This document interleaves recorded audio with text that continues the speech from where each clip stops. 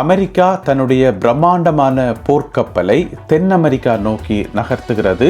பெரும் போர் ஒன்றுக்கான ஒத்திகை இது என ஆய்வாளர்கள் தெரிவிக்கின்றார்கள். எனவே இது சம்பந்தமாக விரிவாக விளக்கமாக இந்த காணொளியில் பார்க்க இருக்கின்றோம். சீன அதிகாரிகளுக்கும் அமெரிக்க அதிகாரிகளுக்கும் இடையிலான வெள்ளோட்ட பேச்சுவார்த்தை இன்று மலேசியாவில் இடம்பெறுகிறது. அது என்ன வெள்ளோட்ட பேச்சுவார்த்தை, எதனால் அது முக்கியமானது என்பது சம்பந்தமாகவும் இந்த காணொளியில் பார்க்கலாம். பிரித்தானியாவில் சட்டவிரோதமாக இயங்கி வந்த ஒரு மருந்து உற்பத்தி சாலை கண்டுபிடிக்கப்பட்டுள்ளது. அது குறித்தும் பார்க்கலாம். இந்த செய்திகள் உட்பட மேலும் ஒரு சில செய்திகளும் தகவல்களும் இன்றைய காணொளியில் காத்திருக்கின்றன. தமிழடியான் வேர்ல்ட் யூடியூப் சேனலுக்கு உங்கள் அனைவரையும் வருகவென அன்புடன் வரவேற்கின்றேன். இது போன்ற உலக செய்திகளை உடனுக்குடன் தெரிந்து கொள்ள இந்த சேனலை சப்ஸ்கிரைப் பண்ணுங்கள். அமெரிக்காவினுடைய மிக பிரம்மாண்டமான விமானம் தாங்கி போர்க்கப்பல். இன்றைக்கு உலகத்தில் இருக்கக்கூடிய விமானம் தாங்கி போர்க்கப்பல்களிலேயே அமெரிக்காவிடம் இருக்கக்கூடியதான் மிகவும் பிரம்மாண்டமானது. அதிகளவு விமானங்களை அதில் ஏற்ற முடியும். 75க்கும் அதிகமான விமானங்களை இறக்கி ஏற்ற முடியும். ஒரு இடத்திலிருந்து இன்னும் ஒரு இடத்துக்கு கொண்டு போக முடியும். இப்படியான மிக பிரம்மாண்டமான கப்பல் தான் USS ஜெரால்ட் ஃபோர்ட் என்று சொல்லப்படுற இந்த கப்பல். இது தற்சமயம் இன்றைய நாளில் எங்கே நிற்குதுன்னு பார்த்தீங்கன்னு சொன்னால் மத்தியதர கடலில் நிற்குது. மத்தியதர கடலில் இருக்கக்கூடிய ஐரோப்பிய நாடாகிய குரேஷியா நாட்டினுடைய கடற்கரை ஓரம் நின்று கொண்டு நிற்கக்கூடிய இந்த கப்பலை உடனடியாக தென் அமெரிக்கா நோக்கி நகரும்படி கட்டளையிட்டிருக்கின்றார் அமெரிக்க ஜனாதிபதி டொனால்ட் ட்ரம்ப். ஏன் இப்போ தென் அமெரிக்காவுக்கு அவசரமாக இந்த போர்க்கப்பல், இந்த பிரம்மாண்டமான போர்க்கப்பல் நகருது என்று கேட்டீங்கன்னு சொன்னால், அங்கே வெனிசுவேலா நாட்டுக்கும் அமெரிக்காவுக்கும் இடையிலான அந்த முறுகல் நாளுக்கு நாள் அதிகரித்து கொண்டே போகுது. மிக விரைவில் வெனிசுவேலா நாட்டின் மீது அமெரிக்கா மட்டுப்படுத்தப்பட்ட ஒரு தாக்குதல் ஒன்றை நடத்துறதுக்கான வாய்ப்புகளும் இருக்குன்னு சொல்லப்படுது. இந்த ஊகம் நீண்ட காலமாகவே இருக்குது. இருந்தாலும் இப்போ இந்த விமானம் தாங்கி போர்க்கப்பலை அந்த திசை நோக்கி நகர்த்துறது அந்த சந்தேகங்களை இன்னுமே அதிகரிச்சிருக்குது. சரி, அமெரிக்காவுக்கும் வெனிசுவேலா நாட்டுக்கும் அப்படி என்னதான் பிரச்சனைன்னு கேட்டீங்கன்னு சொன்னால், வெனிசுவேலா நாட்டில் இருக்கக்கூடிய ஜனாதிபதி, அவருடைய பேர் நிக்கோலஸ் மாதுரோன்னு சொல்லி, அவர் பதவி விலகணும், அவர் ஆட்சியில் இருக்கக்கூடாது. இதுதான் அமெரிக்க ஜனாதிபதி டொனால்ட் ட்ரம்ப் அவர்களுடைய பிரச்சனை. அப்போ அந்த நாட்டு ஜனாதிபதி பதவி விலகணும் என்று சொன்னால், வெனிசுவேலா நாட்டில் இருந்து தான் ஏராளமான போதைப் பொருட்கள் அமெரிக்காவுக்கு வருது. அமெரிக்காவுக்கு போதைப் பொருள் வாரத்துக்கான பிரதானமான காரணமே வெனிசுவேலா தான் என்று சொல்லி டொனால்ட் ட்ரம்ப் அவர்கள் நீண்ட காலமாகவே குற்றஞ்சாட்டி கொண்டு வரார். அது ஜனாதிபதியாக வராக்கு முதல் தேர்தல் பிரச்சார காலங்களில் கூட இந்த குற்றச்சாட்டை தொடர்ந்து முன் வச்சு கொண்டே வந்தவர். அது மெக்சிகோவாக இருக்கலாம், வெனிசுவேலாவாக இருக்கலாம், அல்லது கொலம்பியாவாக இருக்கலாம். இந்த மாதிரி பல நாடுகளோட அமெரிக்காவுக்கு பிரச்சனை, டொனால்ட் ட்ரம்ப் அவர்களுக்கு பிரச்சனை. அவர் சொல்ற ஒரே காரணம் என்னன்னு சொன்னா, அமெரிக்காவுக்குள்ள போதைப் பொருள் வாரது இங்கிருந்து தான் வருதுன்னு சொல்லி. அதே சேம் பிரச்சனை தான் கனடாவோடையும். கனடா தன்னுடைய போர்டரை பலப்படுத்தல, அதனால கனடாக்குள்ள இருந்து நிறைய ட்ரக்ஸ் அமெரிக்காவுக்குள்ள வருதுன்றதான் டொனால்ட் ட்ரம்ப் அவர்களுடைய பிரச்சனை. இப்ப பாத்தீங்கன்னு சொன்னா, வெனிசுவேலால இப்ப இருக்கக்கூடிய ஜனாதிபதியை ஆட்சியை விட்டு அகற்றி போட்டு அதனுடைய எதிர்க்கட்சி தலைவி கிட்டல அமைதிக்கான நோபல் பரிசை வென்றவர், இப்ப நீங்க படத்துல பார்க்கிற இவாவை ஜனாதிபதி ஆக்கணும் என்றதான் அமெரிக்க ஜனாதிபதி டொனால்ட் ட்ரம்ப் அவர்களுடைய பிரதானமான இலக்காகும். எனவே வெனிசுவேலா நோக்கி, அந்த கடற்கரை நோக்கி இப்பொழுது நகர்கிறது அமெரிக்காவினுடைய பிரம்மாண்டமான இந்த விமானம் தாங்கி போர்க்கப்பல். இது தனியா விமானம் தாங்கி போர்க்கப்பல் மட்டுமல்லாமல் இதுல இன்னும் ஏராளமான வசதிகள் இருக்குது.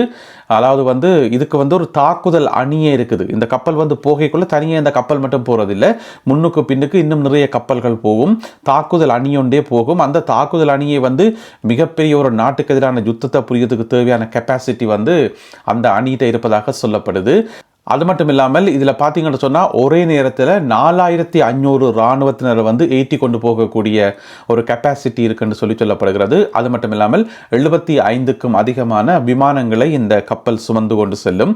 எனவே இப்படியான கப்பல் இப்பொழுது வெனிசுவேலா நோக்கி நகர்த்தப்படுகிறது. மிக விரைவில் வெனிசுவேலா மீது மட்டுப்படுத்தப்பட்ட ஒரு தாக்குதலை அமெரிக்கா மேற்கொள்ளக்கூடும் என்கிற சந்தேகம் நாளுக்கு நாள் வலுத்து கொண்டே வருது. அதே நேரம் வெனிசுவேலா பக்கம் பார்த்தீங்கன்னு சொன்னால், கடுமையான இராணுவ பயிற்சிகள், மற்றது ரிசர்வ் படையினரை வந்து திருப்பி படையில் சேர்த்து அவர்களுக்கான பயிற்சிகளை கொடுக்கறது, ஆயுதங்களை வழங்குறது, மற்றது எல்லையோரங்களை வந்து பாதுகாக்கிறது. மிக முக்கியமாக வெனிசுவேலா நாட்டினுடைய கடற்படை வந்து இப்போ பலப்படுத்தப்பட்டு கொண்டு வருது, தீவிர கண்காணிப்பில் ஈடுபட்டிருப்பதாக வெனிசுவேலாவிலிருந்து வர்ற செய்திகள் தெரிவிக்குது. எனவே இந்த 2 நாடுகளுக்கும் இடையிலான முரண்பாடுகள் வந்து நாளுக்கு நாள் முற்றிக்கொண்டே போகுது. அதே நேரம் இந்த தாக்குதல்கள் ஏற்கனவே ஆரம்பிச்சிருக்குன்னு தான் சொல்லணும். ஏன்னு சொன்னால் பல தடவைகள் வந்து கடலில் வச்சு பல கப்பல்கள் வந்து மூழ்கடிச்சிருக்கிறது அமெரிக்கா. எல்லாமே வந்து போதைப் பொருட்களை ஏற்றி கொண்டு வந்த கப்பல் என்று சொல்லி பல கப்பல்கள் இதுவரை கடந்த ஒரு கொஞ்ச காலத்துக்குள்ள வந்து மூழ்கடிக்கப்பட்டது நீங்கள் கேள்விப்பட்டிருப்பீங்க. எனவே அங்கு ஒரு முருகல் நிலை உருவாகி கொண்டு வருவதை அவதானிக்கக்கூடியதாக இருக்கிறது. எனவே மிக விரைவில் அமெரிக்காவுக்கும் வெனிசுவேலா நாட்டுக்கும் இடையில் முக்கியமான சம்பவங்கள் நடப்பதற்கான வாய்ப்புகள் இருப்பதாக சொல்லப்படுகிறது. இதுக்கிடையில் பார்த்தீங்கன்னு சொன்னால் அமெரிக்க ஜனாதிபதி டொனால்ட் ட்ரம்ப் அவர்கள் தற்சமயம் இன்றைக்கு சனிக்கிழமை வந்து மலேசியாவில் நிற்கிறார். மலேசியாவில் பார்த்தீங்கன்னு சொன்னால் தலைநகர் கோலாலம்பூரில் அமெரிக்க தூதுக்குழுவுக்கும் சீன தூதுக்குழுவுக்கும் இடையில் வந்து ஒரு வெள்ளோட்ட பேச்சுவார்த்தை ஒன்று நடக்குது. அது என்ன வெள்ளோட்ட பேச்சுவார்த்தை என்று சொன்னால், இந்த மாதம் 30ஆம் தேதி டொனால்ட் ட்ரம்ப் அவர்களும் சீன ஜனாதிபதி ஷி ஜின்பிங்கும் வந்து சந்தித்து கலந்துரையாட இருக்கின்றார்கள். எனவே அந்த கலந்துரையாடல் வந்து அவ்வளவு சுமூகமாக இருக்கும் என்று சொல்லியெல்லாம் சொல்ல முடியாது. அந்த ஒரு எதிர்பார்ப்பே இல்லை. ஏனென்று சொன்னால் தற்சமயம் அமெரிக்காவுக்கும் சீனாக்கும் இடையிலான அந்த முருகல்கள், வரி விதிப்புகள், இந்த மாதிரி கணக்க பிரச்சனைகள் போய்கொண்டிருக்குது. எனவே 2 நாட்டு தலைவர்களும் சந்திக்க கொள்வது நிச்சயமாக முருகல் வரும்.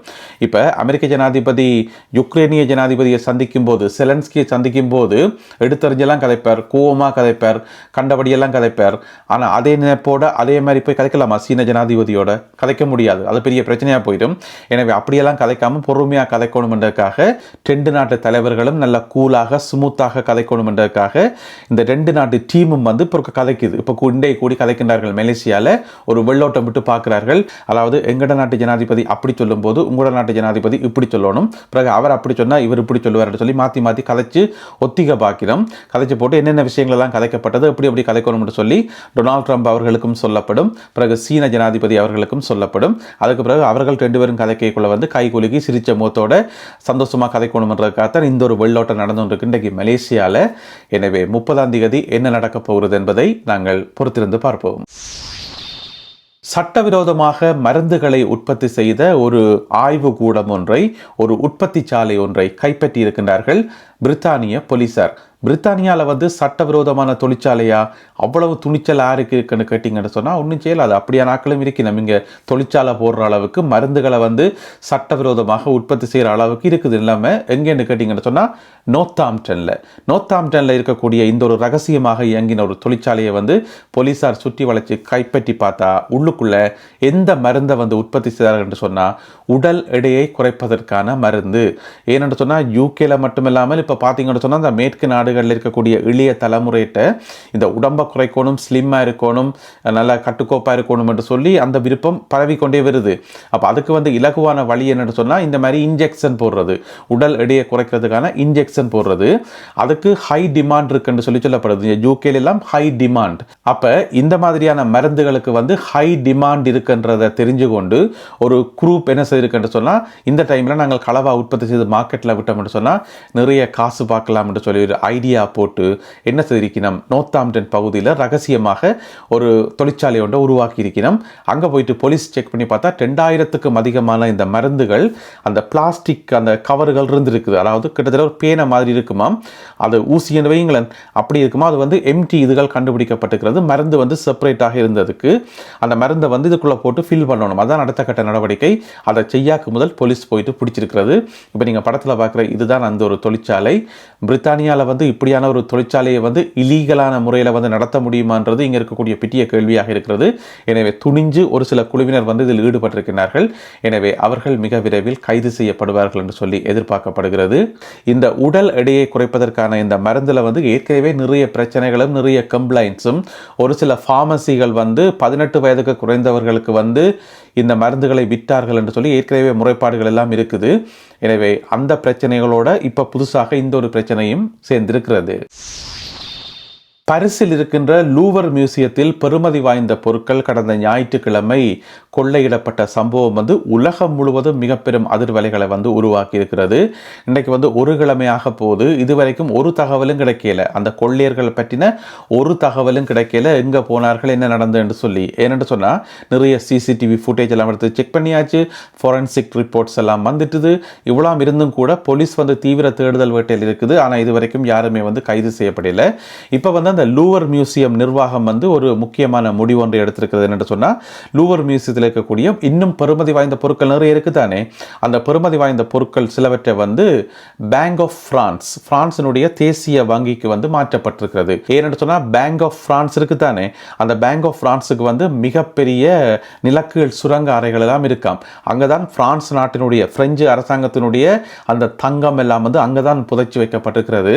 அதாவது தரை மட்டத்திலிருந்து 27 மீட்டர் ஆழத்தில் மிக மிக பாதுகாப்பான அந்த சுரங்க அறைக்குள்ள பிரெஞ்சு நாட்டினுடைய தங்கம் புதைச்சு வைக்கப்பட்டிருக்கிறது, மறைச்சு வைக்கப்பட்டிருக்கு என்று சொல்லப்படுகிறது. எனவே அந்த தங்கத்தோட தங்கமாக இந்த பொருட்களை கொண்டு இப்பொழுது வைக்கப்பட்டிருக்கிறதாம். அந்த பொருட்களை இடம் மாற்ற பணிகள் ஏற்கனவே ஆரம்பிக்கப்பட்டிருக்கு என்று சொல்லப்படுகிறது. என்னென்னு சொன்னால் லூவர் மியூசியம் இருக்குது தானே, அதில் இருந்து 500 மீட்டர் தொலைவில் தான், வெறும் 500 மீட்டர் தொலைவில் தான் பேங்க் ஆஃப் பிரான்ஸ் அதனுடைய தலைமைச் செயலகம், இந்த நிலத்துக்குள்ள இந்த சுரங்க அறைகள் எல்லாம் இருக்குது. 27 மீட்டர் ஆழமானது. எனவே அங்கே ஏற்கனவே பொருட்கள் மாற்றப்பட்டுள்ளதாக தகவல்கள் வெளியாகி இருக்குது. அப்போ உங்களுக்கு ஒரு கேள்வி வரலாம், இந்த பொருட்கள் எல்லாத்தையும் கொண்டு போய்க்குள்ள இப்படி நம்பி கொண்டு போகிறது அதே பயன்தானே என்று சொல்லி. ஆனால் இங்கே என்ன சொல்லப்படுது என்று சொன்னால் நிலக்கீழ் சுரங்க பாதைகள் இருக்காம். அதாவது லூவர் மியூசியத்தில் இருந்து அந்த பேங்க் ஆஃப் பிரான்ஸுக்கு போகிறதுக்கு நிலத்துக்களாலேயே பாதைகள் இருக்காம், ரகசிய பாதைகள். எனவே அது வழியாக கொண்டு போயிருக்கலாம் என்று சொல்லப்படுகிறது. ஆனால் உறுதிப்படுத்தப்படையில அப்படி என்று சொல்லி ஊடகங்களில் ஊகம் தெரிவிக்கப்படுது. எனவே லூவர் மியூசியத்தில் இருக்கக்கூடிய பெறுமதி வாய்ந்த பொருட்கள் இப்பொழுது பேங்க் ஆஃப் பிரான்ஸ் வங்கிக்கு இடமாற்றம் செய்யப்பட்டுள்ளன. நல்லது அன்பான உறவுகளே, இத்துடன் இன்றைய செய்திகளும் தகவல்களும் நிறைவு பெறுகின்றன. இந்த காணொலியில் பகிர்ந்து கொள்ளப்பட்ட செய்திகள் தொடர்பான உங்களுடைய கருத்துக்கள் என்ன என்பதை மறக்காமல் கீழே எழுதுங்கள். மீண்டும் சந்திப்போம் உறவுகளே. நன்றி, வணக்கம்.